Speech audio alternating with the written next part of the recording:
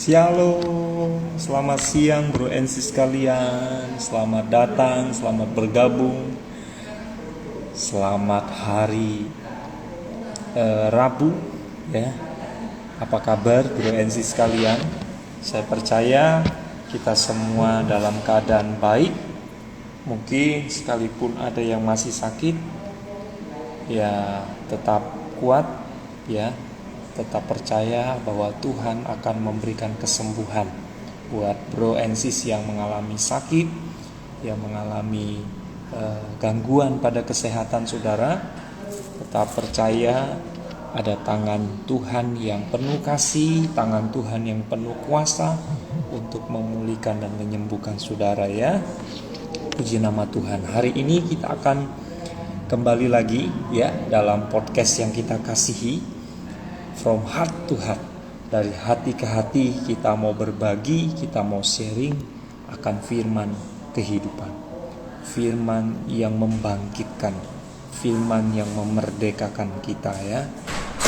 Kalau kemarin kita membahas manusia rohani episode yang kedua, hari ini kita akan membahas manusia rohani episode yang ketiga. Ya, puji nama Tuhan. Saudara, hari ini seharusnya narasumber kita dari Tangerang saudara ya, tapi oleh karena beliau kerja sepertinya dan saya hubungi tidak dijawab, mungkin saya akan menggantikan beliau ya saudara. Jadi mohon maaf sebelumnya, sebenarnya ini teman saya yang akan mengisi oleh karena kesibukan ya, dan beliau tidak bisa dihubungi. Tadi terakhir jam 10:30 masih bisa dihubungi saudara, tapi ini tiba-tiba ndak WA-nya tiba-tiba centang 1 ya. Tidak apa-apa ya. Oke, kita mulai saja pertemuan kita. Sebelumnya mari kita berdoa terlebih dahulu ya. Bapa di dalam surga, terima kasih buat kesempatan yang indah pada siang hari ini. Kami masih ada di hari yang baru. Kami sadar ini bukan karena kekuatan kami, bukan karena kecakapan kami, bukan karena kehebatan kami, bukan karena kebisaan kami, melainkan semata-mata oleh karena kasih karunia-Mu saja yang membuat kami ada sampai hari ini. Terima kasih Bapa. Ebenezer, sampai di sini Engkau menolong kami Tuhan.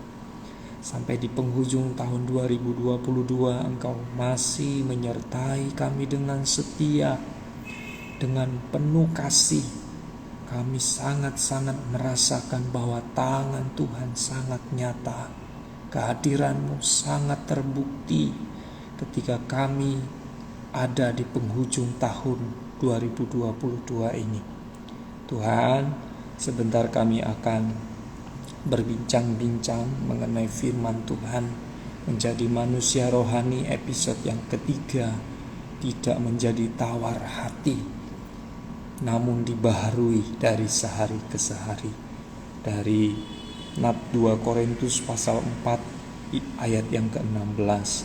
Tuhan, tolong kami, buat kami mengerti, buat kami memahami akan apa yang menjadi pesan Tuhan yang ingin Tuhan sampaikan kepada kami semua siang hari ini.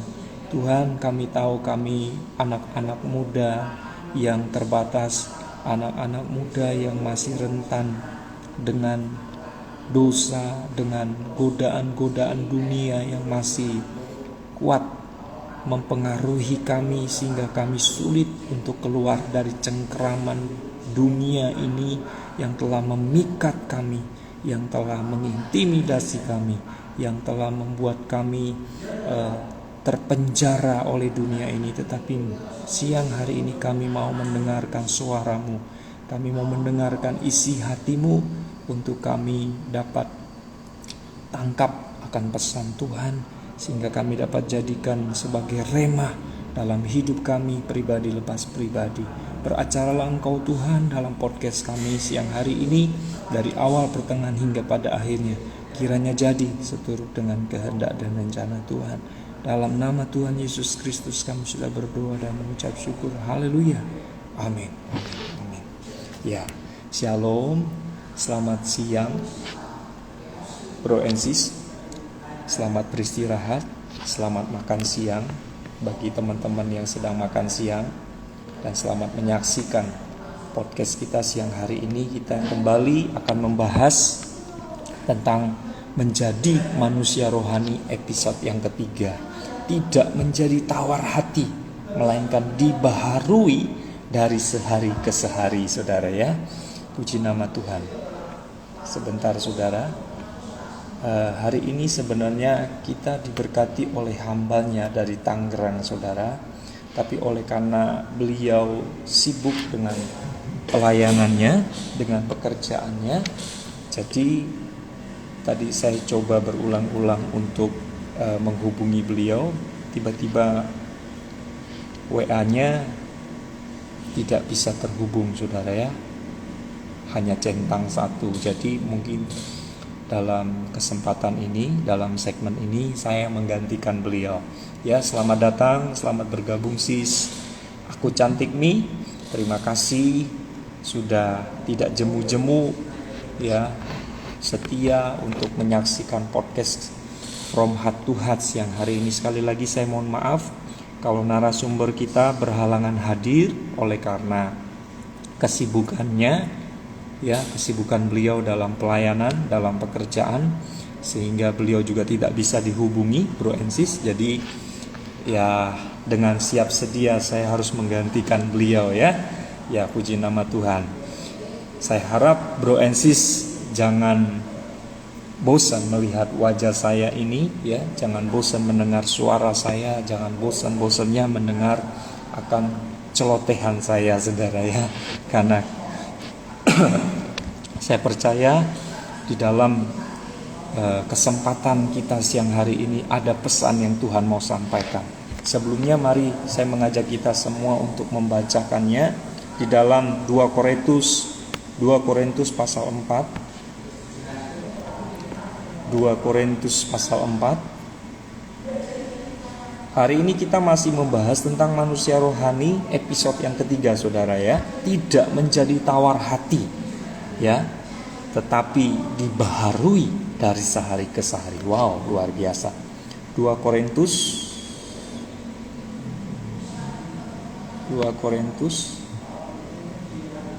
pasal 4. 2 Korintus pasal 4 ayat 16 ya. Ya, saya bacakan buat kita semua ya. Demikian firman Tuhan. Dengan judul perikop, jangan tawar hati juga waktu menghadapi maut. Dikatakan demikian Bro and Sis. Sebab itu kami tidak tawar hati, tetapi meskipun manusia lahir ya kami semakin merosot, namun manusia batinia kami dibaharui dari sehari ke sehari. Ya, puji nama Tuhan. Kalau kita membaca, bahkan kita membahas topik kita siang hari ini menjadi manusia rohani yang ketiga, episode yang ketiga. Tidak menjadi tawar hati, melainkan dibaharui dari sehari ke sehari. Ya saudara, setiap kita anak-anak muda tentu mengalami yang namanya titik kerendahan, ya titik rendah di mana saudara mungkin jenuh ya, di mana saudara mengalami bosan ya, mengalami titik-titik di mana saudara sudah mulai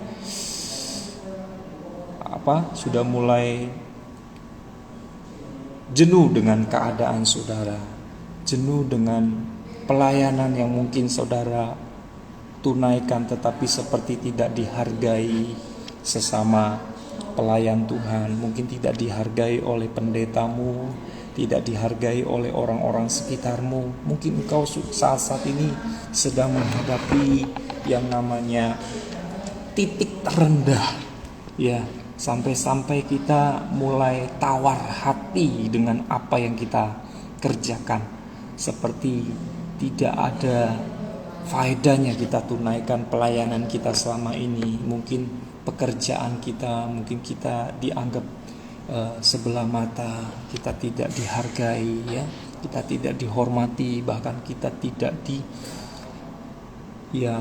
diapresiasi setiap prestasi-prestasi yang kita kerjakan. Nah, saudara, hari ini kita membaca kembali surat Rasul Paulus kepada jemaat yang ada di kota Korintus, ya. Bagaimana kita sudah mengetahui bahwa kota Korintus ini adalah kota metropolitan. Ya, selamat datang, selamat bergabung Bro and Sis sekalian. Sekali lagi saya mau sampaikan mohon maaf sebesar-besarnya. Hari ini narasumber kita berhalangan hadir oleh karena ada pelayanan, ya. Dan beliau juga tidak bisa dihubungi. Oleh karena itu saya harus menggantikan beliau siang hari ini, ya Bro and Sis, ya.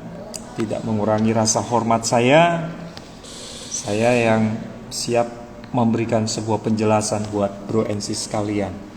Jadi saya lanjutkan bahwa kota Korintus ini, di mana Rasul Paulus memberitakan Injil di kota Korintus. Kota Korintus ini adalah kota metropolitan, kota yang penuh dengan masyarakat yang berdatangan dari luar, gitu ya. Mungkin ada yang dari Yunani, ada yang dari Romawi, jadi berdatangan ke kota Korintus. Nah, di kota Korintus itu pun sudah terkontaminasi dengan yang namanya para penyembah berhala, saudara, ya. Di sana sudah sempat disinggung kemarin oleh Pak Samuel, ya, dalam episode yang pertama.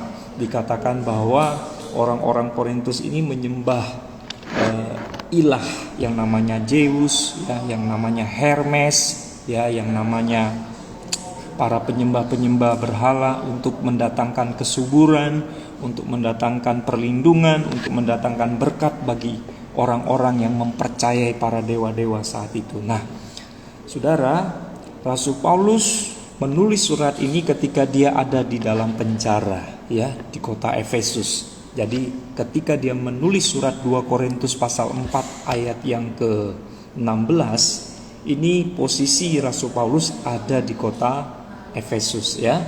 Dia menuliskan surat ini untuk jemaat yang ada di kota Korintus untuk meneguhkan jemaat yang ada di sana. Karena Rasul Paulus mendengar bahwa jemaat Korintus sudah mulai tergoda dengan ajaran-ajaran sesat, ya. Ajaran-ajaran yang mulai membawa jemaat Korintus untuk tidak lagi berfokus pada kebenaran yang sejati, tetapi mulai mengarahkan mereka kepada kebenaran-kebenaran duniawi, ya, bukan kebenaran-kebenaran yang ada di atas, tetapi kebenaran-kebenaran yang ada di bawah bumi ini. Jadi saat itu, ya, di ayat yang ke-16 ini Rasul Paulus memberikan sebuah penjelasan untuk jemaat Korintus tidak mengalami yang namanya tawar hati, ya. Tidak mengalami yang namanya perubahan dalam dirinya, ya, dalam diri orang-orang Korintus.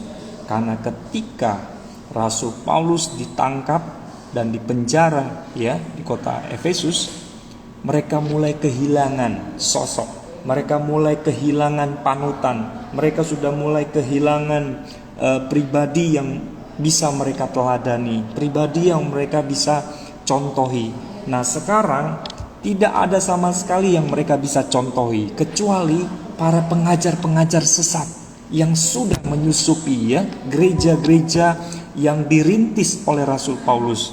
Ya, kalau teman-teman Bro and Sis suka membaca surat Rasul Paulus, pasti saudara dan saya tahu bagaimana perjuangan Paulus melawan para penyesat-penyesat, pengajar-pengajar palsu yang mulai menyusup ke dalam gereja.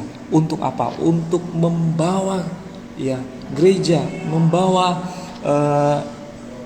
orang-orang yang percaya, orang-orang yang sudah percaya untuk diselewengkan kembali kepada kebenaran duniawi. Sedangkan yang Rasul Paulus ajarkan itu berdasarkan ajaran Yesus Kristus. Ya, di sini dalam konteks ini Rasul Paulus ingin memberi sebuah penegasan bagaimana jemaat Korintus harus tetap siap sedia ya, untuk tidak tawar hati dengan keadaan. Sekalipun Rasul Paulus tidak bersama-sama dengan mereka, harusnya mereka tetap teguh, harusnya mereka tetap bertahan. Sekalipun banyak sekali rintangan, banyak sekali tantangan, banyak sekali godaan-godaan dari para pengajar-pengajar sesat. Mungkin mereka ditawarkan dengan harta, mungkin mereka ditawarkan dengan jabatan, kedudukan, dengan harta benda, dengan hal-hal yang bersifat duniawi.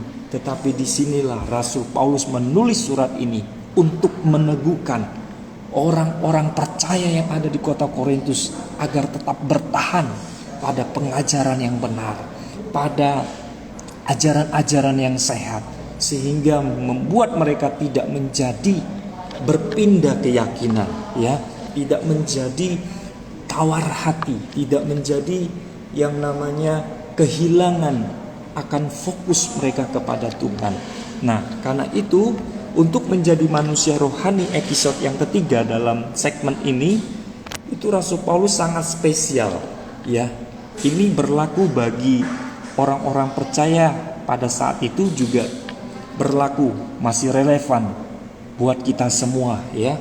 Jadi ketika masalah itu datang bagi bro and sis yang mungkin saat ini sedang mengalami titik terendah, saudara, sudah mulai mempertanyakan di mana Tuhan, di mana letak keadilan Tuhan, di mana letak kasih sayang Tuhan, di mana letak kalau benar-benar Tuhan itu ada. Jikalau ada di antara kita yang hadir pada siang hari ini yang mempertanyakan keberadaan Tuhan, maka sadarlah, Tuhan mengasihi kita. Sekalipun dia tidak bisa dilihat oleh kasat mata, dia tidak bisa dirasakan oleh panca indera kita, tetapi dia bisa kita rasakan dengan apa? Dengan hati yang murni, dengan hati yang tulus. Ketika kita mencari dia dengan sungguh-sungguh, maka niscaya kita akan menemukan. Dengan cara apa, saudara? Dengan cara kita hidup benar dulu, ya. Dengan cara kita hidup berpegang teguh pada perintah-perintahnya. Perintah-perintahnya apa? Janganlah engkau menjadi serupa dengan dunia ini, tetapi berubahlah dalam pembaharuan akal budimu. Supaya apa? Supaya nilai-nilai kebenaran Alkitab boleh kita resapi, boleh kita hayati, boleh kita hidupi dari sehari ke sehari. Maka itu menjadi manusia rohani yang ketiga ini tidak gampang, saudara. Ya, terkadang kita jatuh bangun di dalam menjalani hari-hari kita. Mungkin kita mengalami loyo, rohani kita loyo, letih, lesu, berbeban berat. Mungkin saudara dan saya mengalami saat-saat letih, ya. Mengikut Tuhan tuh capek sekali, melayani Tuhan capek. Itu yang saya namakan tadi di titik terendah. Mungkin saudara dan saya mengalami sudah mulai jenuh dengan yang namanya pelayanan. Jenuh, bahkan tidak ada lagi gairah untuk melayani. Mari, ketika saudara dan saya mengalami fase itu, jangan cepat-cepat untuk tinggalkan Tuhan, ya. Jangan cepat-cepat ambil keputusan untuk meninggalkan Dia. Karena apa? Karena Dia adalah sumber damai sejahtera, karena Dia adalah sumber penghiburan, karena Dia adalah sumber ketentraman, karena Dia adalah sumber dari segala sesuatu yang membuat kita bisa lega. Oleh karena itu, terimalah undangan Tuhan. Ya, undangan Tuhan itu apa? Di dalam Injil Matius dikatakan, marilah. Ini kan sebuah ajakan, ya. Ini sebuah undangan Tuhan Yesus untuk kita yang mungkin sudah merasakan capek, sudah merasakan letih, lesu, berbeban berat pula, ya. Sudah komplit semua kita rasakan.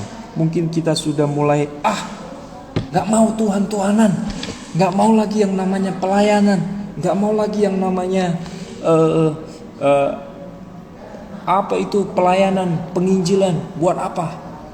Kalau kita saat ini sudah mulai kecewa dengan Tuhan oleh karena doa-doa kita tidak dijawab oleh Tuhan, ya mungkin persoalanmu tidak kunjung selesai.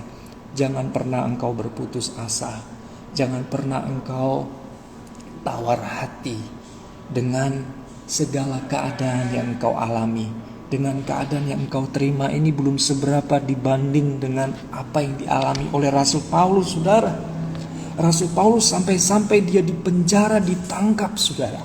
Bahkan mau dihukum mati. Ya, oleh karena apa? Oleh karena dia tuh telah berbelok dari ketua Sanhedrin, ya, dari seorang Sanhedrin yang taat agama Yahudi, tiba-tiba dia beralih menjadi pengikut Tuhan, bahkan dia dipakai Tuhan, ya, dari seorang penganiaya jemaat menjadi seorang pemberita Injil. Wow, luar biasa, saudara. Kehidupannya menjadi berubah 180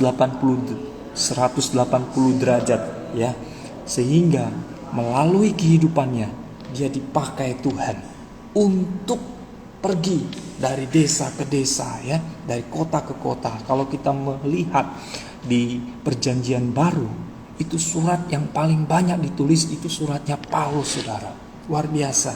Tuhan bisa pakai siapa saja untuk apa? Untuk melayani Dia. Ya, Tuhan tidak perlu orang yang suci. Tuhan tidak perlu orang yang benar dulu, tapi Tuhan mau orang yang mau memberikan hatinya untuk melayani Dia dengan siap, ya, dengan hati yang sedia. Karena itu jangan pernah kita minder, ya, dengan lingkungan kita, dengan teman-temanan yang ada di pelayanan. Jangan menganggap engkau lebih rendah dari mereka. Sekalipun mungkin saat ini engkau tidak memiliki kapasitas untuk memberi jawaban kepada mereka yang mungkin menuding engkau dan saya, kamu sok rohani lu, kamu belum beres kok mau coba-coba memberi saran, memberi masukan. Jangan didengarkan, saudara, ya. Jika ada omongan-omongan yang berseliweran yang sempat mampir di telinga kita, abaikan saja. Diam itu adalah emas, ya. Jangan kita melawan. Jangan kita membuat sebuah perlawanan. Ketika kita membuat sebuah perlawanan, artinya kita sudah mulai tidak bisa mengontrol diri, tidak bisa menguasai diri. Mari kita kendalikan, ya, hawa nafsu kita. Ketika ego itu masih ada, mari kita mulai redamkan emosi kita. Supaya apa? Supaya Tuhan bisa bekerja, Tuhan bisa berkarya atas hidup kita. Masa muda-mudi kita boleh dipakai Tuhan secara luar biasa. Seperti Paulus, saudara, sekalipun dia ada di penjara, dia bisa menulis surat, dia masih bisa melayani, saudara. Luar biasa, ya. Jadi ketika kita dalam keadaan kesesakan, dalam keadaan tekanan, dalam keadaan masalah yang berat sekalipun, itu kita diuji apakah kita tetap setia mengiring Tuhan, apakah kita tetap setia melayani Dia, ya, di saat sulit. Kalau di saat senang kita masih bisa melayani, di saat kita happy, di saat kita bahagia, kita bisa melayani dengan bebasnya. Tetapi ketika kita dalam keadaan sulit, misalkan kita lagi nggak punya uang, misalkan, ya, saudara, ya, apakah sukacita kita sama dengan saat kita bahagia? Ketika kita kehilangan pekerjaan, apakah kita tetap bisa bersukacita dan tidak menjadi tawar hati? Harusnya sukacita kita tetap sama, baik keadaan kita dalam keadaan sukar maupun dalam keadaan bahagia. Harusnya kita tetap bisa bersukacita, ya. Kita tetap bisa dalam fase tetap percaya, ya, tetap menjadi percaya dan tidak menjadi tawar hati, ya. Ketika saudara dan saya masih mengalami situasi-situasi yang tidak mengenakan hari-hari ini, ya, jadikanlah itu sebagai sebuah pembelajaran untuk saudara dan saya. Apa ini Tuhan maksudnya? Jangan cepat-cepat kita mengambil kesimpulan Tuhan jahat, ya, Tuhan tidak adil, Tuhan tidak mengasihi saya. Jangan cepat-cepat mengambil keputusan.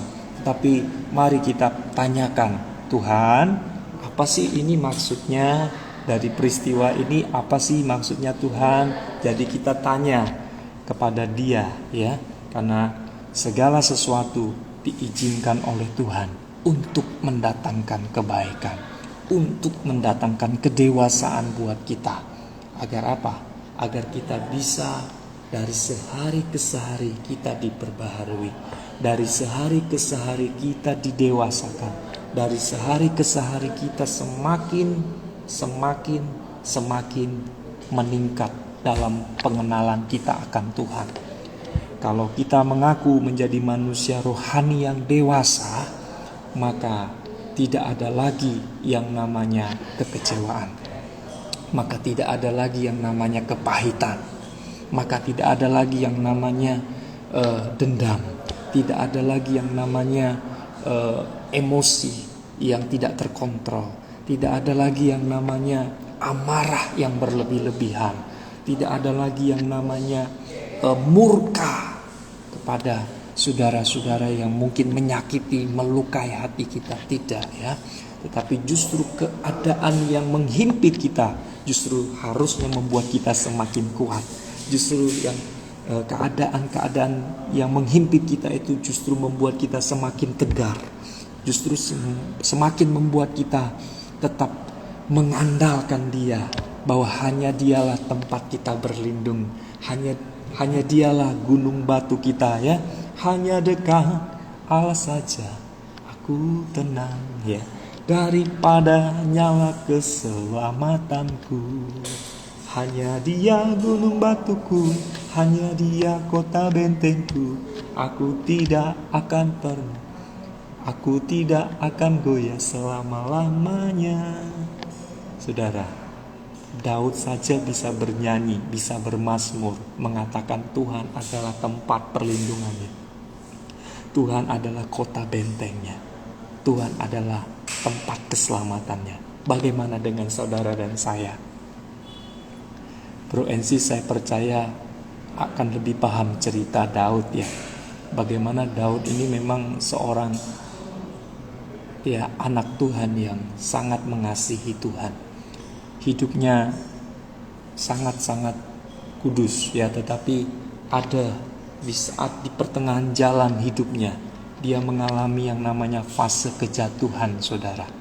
Ya, dia lengah, dia lalai, dia jatuh ke dalam dosa perzinahan. Sehingga pada akhirnya, ya, apa dosa perzinahan itu, saudara? Selamat datang, selamat bergabung, bro and sis sekalian, selamat datang. Mas Daniel, mohon maaf narasumber kita siang hari ini berhalangan hadir oleh karena ada pelayanan, saudara, ya. Jadi mohon dimaklumkan, ya. Jadi saya lanjutkan. Nah, kenapa Daud, orang yang terkenal hatinya lembut, orang yang terkenal hatinya taat kepada Tuhan, ya, orang yang terkenal hatinya mengasihi Tuhan, tetapi kenapa dia bisa jatuh ke dalam dosa perzinahan? Ada yang tahu, bro and sis? Kenapa? Karena dia masih manusia, ya. Kecuali dia sudah menjadi malaikat, mungkin tidak akan jatuh, saudara, ya. Ya, ya, selamat datang Mas Bagas. Jadi saya sambung lagi. Kenapa Daud itu bisa jatuh ke dalam dosa perzinahan? Karena dia masih manusia yang masih hidup di dunia, saudara, ya. Jadi ketika dia ada celah, ya, dosa itu dia gunakan untuk, ya, mengintip yang namanya tante Berseba, ya. Berseba. Jadi dia mengintip Berseba mandi, saudara. Ini letak awal mulanya Daud jatuh ke dalam dosa perzinahan. Nah, karenanya sampai pada akhirnya dia tidak bisa membangun bait Allah. Karena apa? Karena tangannya penuh dengan kotor, ya, penuh dengan darah, ya. Karena dia adalah seorang raja yang juga dia berperan dalam berperang, ya. Dia menyusun strategi perang dalam melawan para musuh-musuhnya, sehingga Tuhan tidak menghendaki, ya, Daud untuk mendirikan bait Allah. Nah, apa yang kita bisa petik dari cerita Daud ini? Kalau Daud orang yang suci saja, orang yang saleh saja, orang yang cinta Tuhan, orang yang takut akan Tuhan di awal, di pertengahan jalan bisa jatuh, saudara. Apalagi dengan kita, ya. Bahkan kalau Bro Ensis membaca, ya, seluruh pelayan-pelayan Tuhan yang ada di perjanjian lama maupun di perjanjian baru, mereka pernah mengalami fase-fase jatuh bangun di dalam dosa. Sebut saja siapa? Abraham. Yang disebut itu bapak orang percaya. Apakah dia tidak berdosa? Berdosa, saudara. Di saat apa dia berdosa? Di saat dia memperkenalkan istrinya, ya. Di saat dia menerima tawaran istrinya untuk menerima Hagar, ya, untuk meniduri Hagar, saudara. Ini letak kesalahan daripada bapak Abraham, ya. Karena dia menuruti akan keinginan istrinya Sarah. Ya, siapa lagi? Musa. Musa karena ketidaktaatannya. Ketika Tuhan hanya memerintahkan dia untuk menyampaikan di hadapan banyak orang-orang Israel. Saat itu orang-orang Israel kehausan, saudara. Kehausan, mau minta air. Sampai mereka berteriak-teriak, ya, sampai seperti anak-anak, saudara. Ya, sampai mereka berseru-seru, mengeluh-elukan, haus, kami minta air, kami butuh air, ya. Sampai saking keselnya Musa ini, padahal Tuhan sudah memerintahkan kepada Musa, berbicaralah, ya, di depan batu dan di hadapan para orang-orang Israel supaya air itu bisa keluar dari batu itu. Tetapi apa yang dilakukan oleh Musa? Yang dilakukan oleh Musa, dipukulnya batu itu, ya, sehingga batu itu mengeluarkan air. Ya, sama-sama mengeluarkan air, tapi perintah Tuhan Allah kepada Musa diabaikan.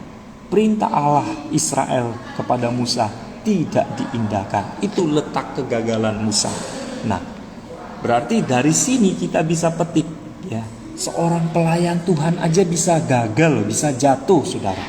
Apalagi hanya kita, orang yang biasa-biasa, ya, orang yang mungkin hanya berapa tahun lalu bilang saya pengikut Kristus. Kita ini masih ada peluang untuk jatuh dalam dosa.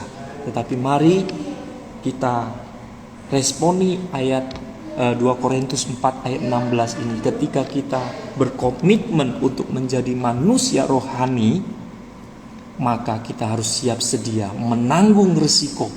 Karena apa dikatakan oleh Tuhan? Sebelum dunia membenci kamu, dunia sudah membenci aku lebih dahulu. Ketika kita memutuskan untuk mengiring Tuhan, untuk menjadi murid Kristus, maka kita pun harus siap dibenci oleh dunia. Karena kita bukan dari dunia, kita dari kekekalan. Ya, mungkin saat ini kita menjadi warga negara Indonesia, tetapi warga negara asli kita itu di kekekalan, saudara, ya, di surga. Oleh karena itu, mari persiapkan kirbatmu, persiapkan wadah hidupmu, supaya apa? Supaya ketika tekanan hidup itu datang silih berganti, ya, melanda hidupmu bertubi-tubi, sehingga membuat engkau tidak bisa bertahan, bahkan tidak bisa berdiri tegak lagi. Ketika kita ya, ketika kita dalam posisi siap sedia, ya, ketika kita dalam posisi siap sedia, maka kita bisa menghadapi tekanan hidup itu dengan kekuatan Tuhan, ya, dengan pimpinan Roh Kudus, dengan pimpinan dari tempat yang maha tinggi. Kalau kita mengandalkan kekuatan kita, terkutuklah, kata Alkitab, ya, kata kitab suci, terkutuklah orang yang mengandalkan manusia. Dan juga terkutuklah orang yang mengandalkan kekuatannya sendiri. Artinya apa? Artinya kita perlu Tuhan, ya. Dalam dunia ini Dia tidak membiarkan kita sebagai seorang yatim piatu, tetapi sebagai seorang bapa yang menyayangi anaknya, ya, seperti pujian. Seperti bapa sayang anaknya, demikianlah Engkau mengasihiku, ya. Apalagi saudara, kau berikan biji matamu, kau berikan semua yang ada padamu, seperti Bapa sayang anaknya, demikianlah engkau mengasihiku. Hari depan indah kau beri, rencanganmu yang terbaik bagiku. Begitu ya, bro and sis. Sadarilah bahwa Tuhan mengasihi saudara dan saya. Sekalipun kasih kita kadang-kadang berubah-ubah kepada Tuhan. Mungkin hari ini kita masih bisa melayani Dia. Mungkin esok, lusa, minggu depan, bulan depan, apakah masih kesetiaan kita tetap? Apakah kita menjadi tawar hati dengan sekeliling kita, dengan mendengar ocehan-ocehan orang-orang yang tidak bertanggung jawab? Ya, mungkin netizen yang menyinyir engkau, ya, teman-temanmu yang menyinyir engkau, apakah omongan mereka membuat engkau jatuh dan membuat engkau pangling dari panggilan Tuhan terhadap saudara? Atau seperti Ayub, ketika sahabat-sahabatnya datang, bahkan menjudge-nya, ya, dikatakan, coba koreksi dulu deh, jangan-jangan apa yang engkau alami saat itu. Kan Ayub mengalami kehilangan semua harta benda, ketiga anaknya meninggal, semua ludas habis. Nah, datanglah ketiga sahabatnya ini, saudara. Apa yang dikatakan sahabatnya? Coba koreksi deh. Ini saya pakai bahasa saya sendiri ya, saudara ya. Nanti saudara bisa baca di kisah Ayub. Nah, ketika sahabatnya datang, bukannya memberi sebuah penghiburan, ya, bukannya memberikan kekuatan, bukan memberi sebuah motivasi, malah dijatuhkan, saudara, ya, dengan berkata, coba koreksi dulu hidupmu, barangkali ada hal-hal yang engkau lakukan di hadapan Tuhan yang tidak berkenan. Saudara, berapa banyak kita mengindahkan perkataan-perkataan orang sekitar kita. Kita tidak mengindahkan terlebih dahulu perkataan firman buat kita itu apa. Ya, kalau kita lebih memperhatikan perkataan orang lain yang buruk itu kita dengar dan kita cerna dan kita ambil hati, saudara, sakit. Bahkan mungkin membuat kita kecewa, ya, membuat kita tidak bisa bertahan dalam pelayanan kita, tidak bisa berkembang dalam pelayanan kita. Oleh karena apa? Oleh karena kita masih mendengar omongan-omongan yang sadis, mungkin menyakitkan hati, ya, yang menggoreskan hati kita, ya. Tetapi siang hari ini pesan Tuhan buat kita semua, mari kita menjadi anak-anak muda yang tegar, anak-anak muda yang gak gampang mengambil hati, ya, mengambil hati dari omongan-omongan orang yang tidak bertanggung jawab. Tapi marilah kita senantiasa tetap bertahan, sekalipun orang-orang mengucilkanmu, orang-orang memandang engkau sebelah mata, orang-orang tidak menganggap engkau, orang-orang tidak menghormati engkau, orang-orang tidak memberi sanjungan, tidak apa-apa, ya. Memang kita hadir melayani bukan kita mencari pujian atau mencari sanjungan, tetapi kita hanya semata-mata mencari pujian dari Tuhan saja. Karena segala pujian, hormat, ya, kemuliaan hanya bagi Tuhan. Karena itu jangan pernah kita mengindahkan setiap perkataan-perkataan yang buruk orang lain sampaikan ke kita. Abaikan saja, anggap saja itu angin lalu, ya, angin lewat. Jangan kita ambil hati. Karena ketika kita ambil hati, akan menjadi kepahitan kita, saudara. Akan menjadi tidak stabil kita. Akan tidak menjadi fokus kita untuk menggapai tujuan ilahi yang Tuhan telah titipkan buat saya dan saudara. Ya, oke. Buat bro and sis yang mungkin ingin bertanya untuk seputar manusia rohani, episode yang ketiga, dari 2 Korintus pasal 4 ayat 16, tidak menjadi tawar hati, ya, melainkan dibaharui dari sehari ke sehari. Mungkin dari Bro Ensis yang ingin bertanya, saya persilakan. Jangan malu-malu, saudara. Kita ini saudara seiman, ya. Jangan pernah ada rasa sungkan, jangan pernah ada rasa minder, jangan rasa tidak percaya diri. Mari kita sama-sama saling membangun, ya, saling memotivasi, saling menguatkan satu tubuh Kristus dengan yang lain, ya. Jadi mari kita sadari, kita ini bukan manusia lahiriah. Manusia lahiriah itu adalah manusia yang datang dari dunia. Kalau manusia lahiriah, tentu dia akan mencintai dunia ini, dia akan mencintai dirinya sendiri dibandingkan dia mencintai orang lain. Jadi ciri-cirinya adalah ketika kita masih mengenakan manusia lahiriah itu ketika kita masih mencintai dunia ini, ketika kita masih mencintai diri kita sendiri dibandingkan orang lain, di saat kita tidak lagi memiliki kadar kepedulian yang sensitif kepada orang lain, tidak ada lagi yang namanya sense of crisis, ya, rasa empati, rasa simpati terhadap orang lain. Itu kita masih tergolong menjadi manusia lahiriah. Manusia lahiriah hanya terikat pada hal-hal yang bersifat secara physically, ya, bersifat dari casingnya saja, saudara. Kalau saudara masih menginginkan seperti rumah mewah, ya, mobil mewah, ya, sepeda motor mewah, boleh nggak kita memiliki itu semua? Boleh, tetapi tidak melampaui keinginan kita, saudara. Tidak menjadikan itu sebuah satu-satunya prioritas.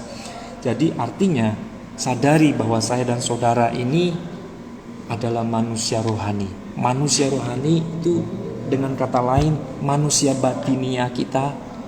Ketika manusia batinia kita nampak, itu tidak ada lagi hal-hal duniawi yang didahulukan, tetapi justru orang lain yang kita dahulukan, ya, justru kepentingan bersama yang kita dahulukan, justru musuh-musuh kita ampuni, ya.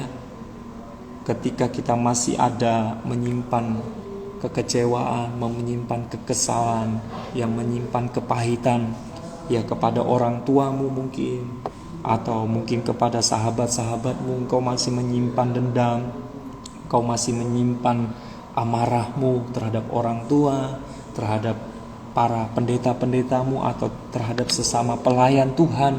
Mari, jadilah manusia batinia yang sudah selesai dengan diri kita sendiri. Apa tandanya ketika kita sudah selesai dengan diri kita? Ketika kita bisa melepaskan pengampunan buat orang lain, ya. Ketika kita sudah mulai melepaskan yang namanya keakuan kita, yang sudah mulai melepaskan yang namanya egosentrisnya kita, sehingga orang lainlah yang menjadi utama, bukan lagi kita. Maka itu Rasul Paulus mengatakan, biarlah Tuhan yang semakin besar, kita yang semakin kecil, ya. Jangan kita yang semakin besar gitu, ya, Tuhan semakin kecil, jangan. Justru Tuhanlah yang harus menjadi semakin besar, kita yang semakin kecil. Artinya apa? Artinya kita tanpa Tuhan tidak bisa buat apa-apa, ya.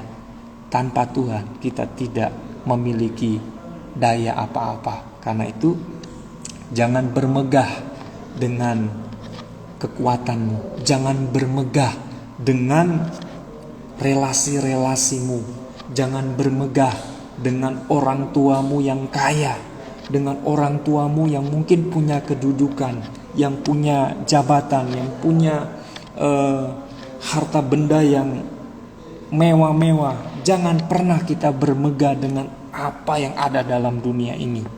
Justru bermegahlah ketika kita punya Kristus. Bermegahlah ketika engkau ada dalam Kristus. Bermegahlah ketika kita ada di dalam pelayanan. Bermegahlah ketika kita tetap setia, ketika kita tetap taat di dalam mengikuti panggilannya. Sekalipun di dalam perjalanan panggilannya itu banyak hal yang menyakitkan, ya. Banyak hal yang membuat kita tersandung mungkin, membuat kita terhenti, membuat kita berdiam sejenak, kadang membuat kita bosan, kadang membuat kita tidak bergairah lagi. Mari bangkitkan gairahmu hari-hari ini. Karena apa? Karena Tuhan ingin memakai saya dan saudara sebagai anak-anak muda, sebagai obor Kristus, ya, yang bisa menerangi dunia ini. Kalau bukan kita, siapa lagi, saudara? Ya, Tuhan bisa pakai siapa saja. Kalau bro and sis tidak mau dipakai Tuhan untuk menjadi obor Kristus, ya, obor yang menyala, obor yang berfungsi di tengah-tengah dunia yang gelap, maka Tuhan bisa pakai Saulus yang lain, ya, Saulus yang lain. Mungkin bro and sis akan paham maksud saya. Saulus yang lain, orang-orang yang tidak percaya pun Tuhan bisa pakai, ya, untuk apa? Untuk memberitakan Injil. Karena hari-hari ini semakin jahat, saudara.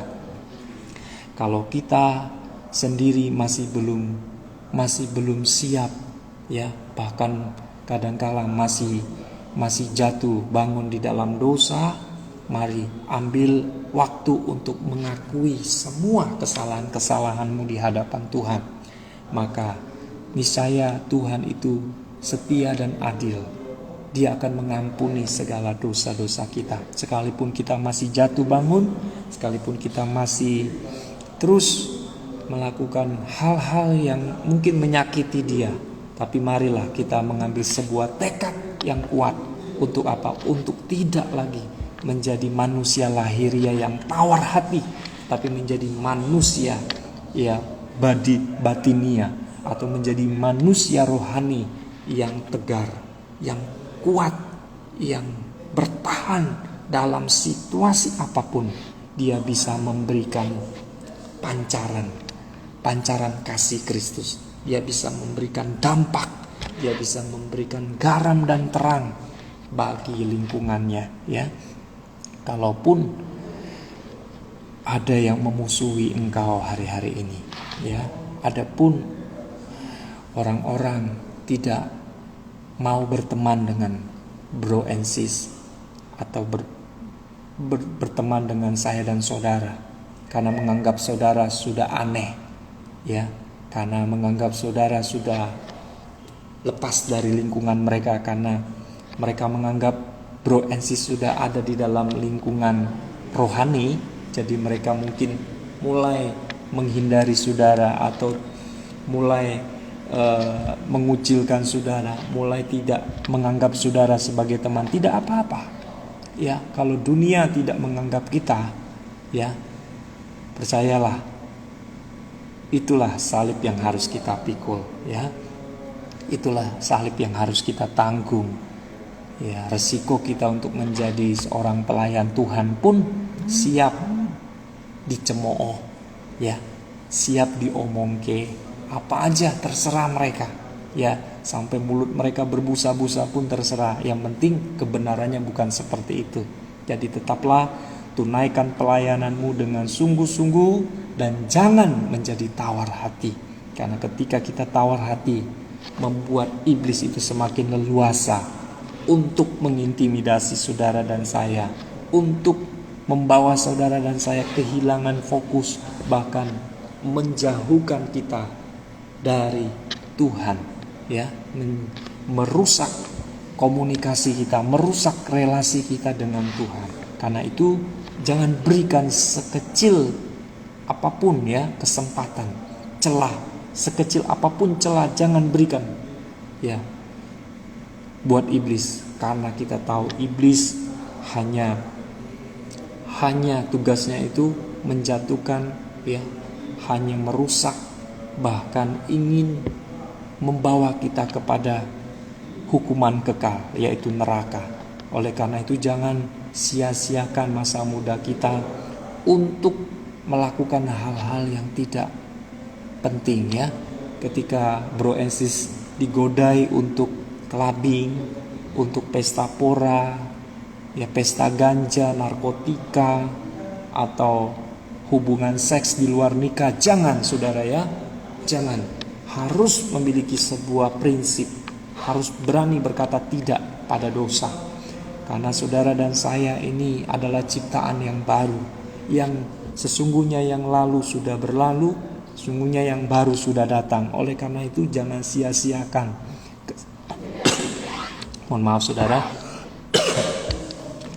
Jangan sia-siakan karya keselamatan yang Tuhan sudah kerjakan. Itu cuma-cuma ya. Anugerah itu mahal harganya. Oleh karena itu jangan kita cederai keselamatan itu dengan tindakan kita yang tidak senonoh, dengan tindakan kita yang sembrono, dengan tindakan kita yang tidak bisa terkontrol. Ya, mari kita kendalikan. Masa muda ini kan masa dimana kita mau hidup sebebas-bebasnya. Nggak bisa saudara ya. Sekalipun hak prerogatif itu diberikan kepada kita oleh Tuhan, kita diberikan kebebasan oleh Tuhan. Maka itu mari kita pakai hak bebas kita untuk hidup suci, untuk hidup kudus, untuk tetap di dalam kebenaran, untuk tidak menjadi tawar hati. Sekalipun situasi berat menekan, menindih berat hidupmu, tapi janganlah engkau membuat engkau berpaling kepada keyakinan yang lain, tetapi justru membuat engkau semakin kuat dan semakin bertahan. Ada pujian yang mengatakan, ini juga pujian sangat memberkati kita. Sebelum saya tutup saudara ya, dikatakan seperti ini liriknya. Kau kuatkan aku bertahan, kau harapan dalam kesesakan,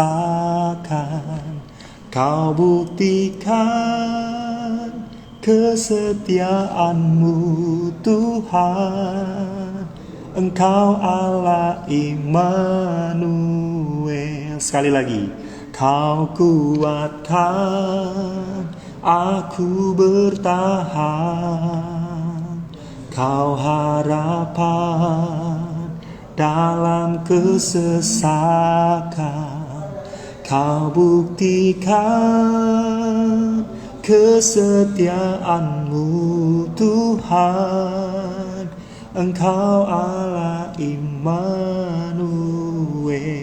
Tetap percaya, Dialah Allah Immanuel yang senantiasa menyertai saudara dan saya melewati musim kehidupan yang mungkin membuat kita loyo, membuat kita letih, membuat kita lesu, membuat kita tidak lagi bergairah, membuat lagi kita tidak berdaya menghadapi hidup ini. Dengan omongan orang kita sudah semakin lesu ya, semakin lesut.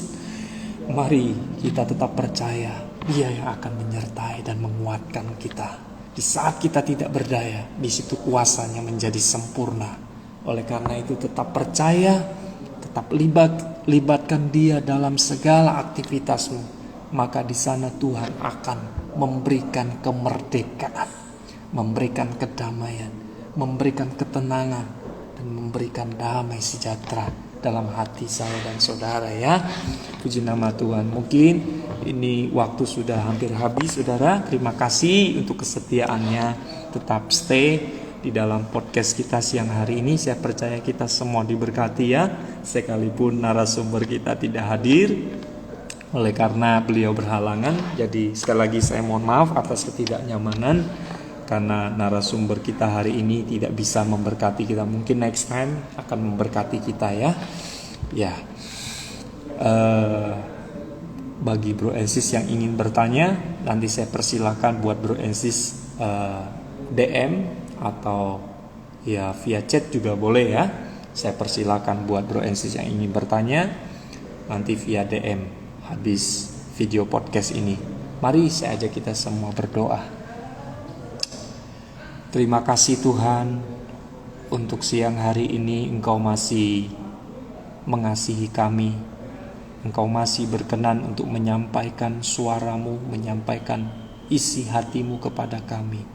Untuk menjadi anak-anak muda yang menjadi manusia rohani yang juga bisa tegas, bisa berkomitmen untuk tidak menjadi tawar hati dengan perkataan-perkataan yang menyakitkan, dengan perkataan-perkataan yang menjatuhkan, dengan perkataan-perkataan yang mungkin menghakimi kami, yang mungkin hari-hari ini kami alami, yang menyakiti, melukai, bahkan membuat kami kesal, yang membuat kami mulai berpikir kami mau undur dari panggilan kami. Tuhan, ampuni kami.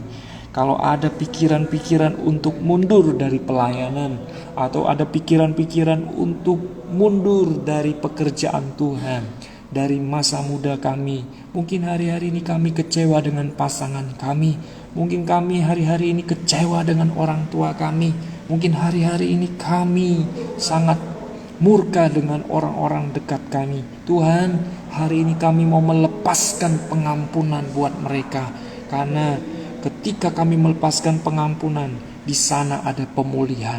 Ketika kami memberikan pengampunan, maka di sana ada kemerdekaan yang akan memulihkan setiap kami.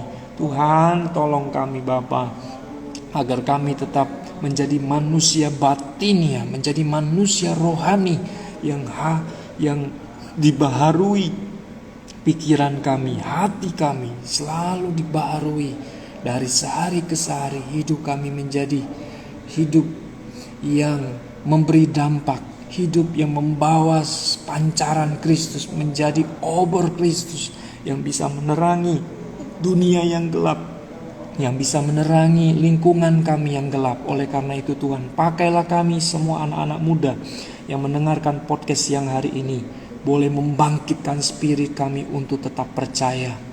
Di saat-saat sulit pun Tuhan bersama dengan kami.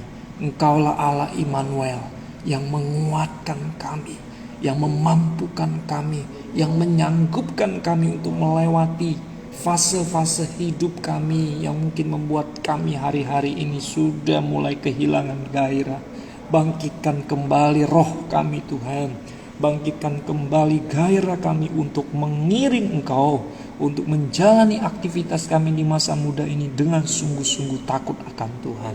Terima kasih Tuhan, meteraikanlah kebenaran firman-Mu yang telah kami dengarkan bersama siang hari ini, sehingga boleh jatuh ke tanah hati yang baik, sehingga boleh berakar kuat, bertumbuh subur, dan berbuah lebat demi hormat dan kemuliaan nama Tuhan. Terima kasih Tuhan, berkati juga Bro and Sis yang sudah menyisihkan waktunya untuk menyaksikan podcast siang hari ini. Tuhan juga berkati mereka dalam studi, dalam pelayanan, dalam pekerjaan, dalam keluarga mereka, dengan segala pergumulan demi pergumulan yang mereka hadapi hari-hari ini. Tuhan ada bersama dengan mereka. Tuhan yang memberikan solusi, memberikan kelegaan bagi mereka untuk melewati hari-hari hidup mereka dengan kekuatan yang datangnya dari Tuhan. Terima kasih Tuhan, terima kasih. Kami terima akan kebenaran firman-Mu siang hari ini dengan penuh pengucapan syukur. Haleluya, haleluya, amin, amin, amin. Sekali lagi banyak terima kasih buat Bro and Sis yang telah setia stay dalam podcast siang hari ini. Terima kasih buat Sis Aku Cantik ya, .me. Terima kasih banyak. Selamat beraktivitas, selamat makan siang. Tuhan Yesus memberkati kita semua. Shalom. See you next time. God bless you all.